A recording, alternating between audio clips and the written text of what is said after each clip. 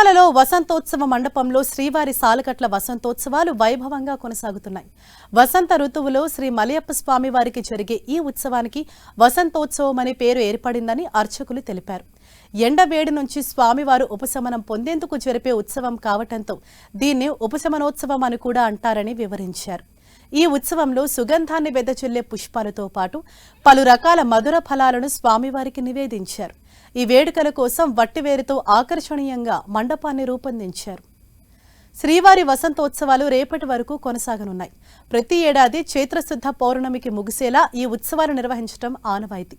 ఇవాళ శ్రీ మలయప్ప స్వామివారు ఉదయం 10 గంటల వరకు బంగారు రథాన్ని అధిరోహించి తిరుమాడ వీధుల్లో ఊరేగుతారు. అనంతరం వసంత మండపంలో అర్చకులు వసంతోత్సవాన్ని నిర్వహిస్తారు. రేపు భూదేవి సమేత శ్రీ మలయప్ప స్వామి వారితో పాటుగా శ్రీ సీతారామ లక్ష్మణ ఆంజనేయ స్వామి ఉత్సవరులు, శ్రీ రుక్మిణి సమేత శ్రీకృష్ణ స్వామి ఉత్సవమూర్తులు వసంతోత్సవంలో పాల్గొంటారు. ప్రతిరోజు మధ్యాహ్నం 2 గంటల నుంచి 4 గంటల వరకు స్వామి అమ్మవార్ల ఉత్సవరులకు స్నపన తిరుమంజనం వైభవంగా నిర్వహిస్తారు.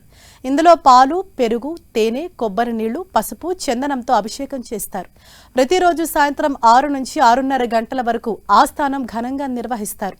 వసంతోత్సవాన్ని పురస్కరించుకుని శ్రీవారి ఆలయంలో మార్చి 30 నుంచి ఏప్రిల్ 1 వరకు 3 రోజుల పాటు కళ్యాణోత్సవం, ఊంజల్ సేవ, ఆర్జిత బ్రహ్మోత్సవం, సహస్ర దీపాలంకర సేవలను, ఇవాళ అష్టాదళ పాద పద్మారాధన సేవను టీటీడీ రద్దు చేసింది.